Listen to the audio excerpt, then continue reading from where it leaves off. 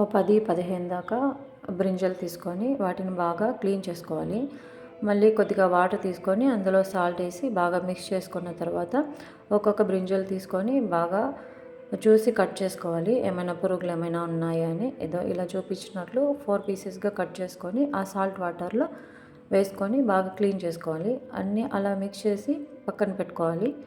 పక్కన పెట్టుకున్న తర్వాత ఒక మిక్సీ జార్ తీసుకొని అందులో కొద్దిగా పల్లీలు, మసాలా కావాల్సిన కొద్దిగా నాటి ఎర్రగడ్డలు, అలాగే కొబ్బరి, టమోటా, అల్లం, వెల్లుల్లి అన్నీ తీసుకొని అందులో బాగా మిక్స్ చేసుకొని కొద్దిగా వాటర్ వేసుకొనేసి అందులో బాగా మిక్స్ చేసుకోవాలి.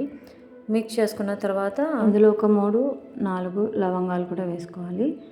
వేసుకొని బాగా మిక్స్ చేసుకోవాలి. కొద్దిగా వాటర్ వేసుకొని ఇలా మిక్సీ జార్లో చూపించినట్టుగా ఇలా నున్నగా వేసుకున్న తర్వాత అందులో మనకి మసాలా అన్నీ వేయాలి కాబట్టి అందులో కొద్దిగా పసుపు వేసుకొని, పసుపు అలాగే కారం, నేను 1.5 స్పూన్ దాకా కారం పొడి వేస్తున్నాను. మళ్ళీ ధనియాల పొడి 2 స్పూన్స్ దాకా మనం ధనియాల పొడి వేసుకోవాలి. ఎందుకంటే కొద్దిగా బ్రింజల్స్ చాలా ఉన్నాయి కాబట్టి 10-15 దాకా అంత బాగా మసాలా పట్టాలి కదా. రుచికి తగ్గబడే సాల్టు అంతా వేసుకొని మళ్ళీ ఒక రౌండ్ మిక్సీ వేసుకోవాలి.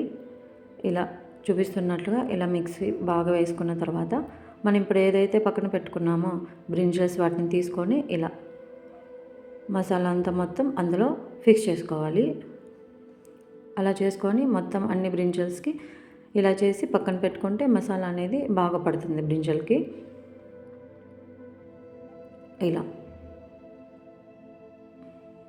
ఇలా అన్ని బ్రింజల్స్కి పెట్టేసుకున్నాను. పెట్టుకున్న తర్వాత స్టవ్ ఆన్ చేసుకొని కుక్కర్ పెట్టుకొనేసి అందులో తగినంత ఆయిల్ యాడ్ చేసుకోవాలి. కొద్దిగా ఎక్కువ వేసుకోవాలి.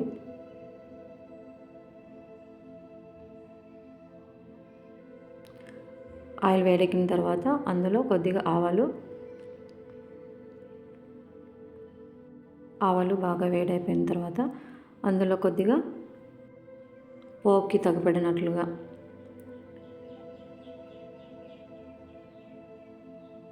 ఎర్రగడ్డలు కొద్దిగా, అలాగే కొద్దిగా టమోటా, కరివేపాకు బాగా మిక్స్ చేసుకోవాలి ఆయిల్లో. ఇలా మిక్స్ చేసుకున్న తర్వాత మనకి బాగా ఆయిల్ అంతా బాగా మొత్తం టమోటాకి అలాగే ఆనియన్కి బాగా ఫ్రై అయిపోవాలన్నమాట ఆయిల్లో.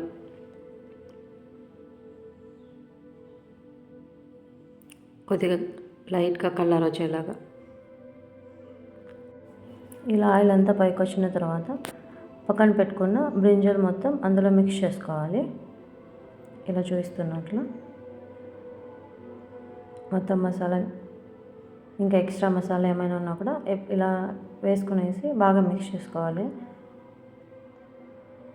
ఇలా బాగా మిక్స్ చేసుకున్న తర్వాత ఒక 2 మినిట్స్ అట్లా లో ఫ్లేమ్లో పెట్టుకొని ఇంకా 2 మినిట్స్ బాగా మిక్స్ చేసుకోవాలి.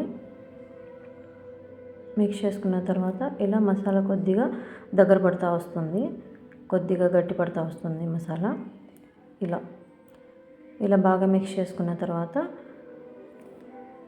వేసుకొని మిక్సీ గిన్నె అంతా బాగా నీట్గా మసాలా అంతా ఇలా పోర్ చేసుకోవాలి. అందులోకి కొద్దిగా వాటర్ వేసుకోవాలి. ఇలా వాటర్ వేసుకున్న తర్వాత మొత్తం ఇలా మిక్స్ చేసుకోవాలి.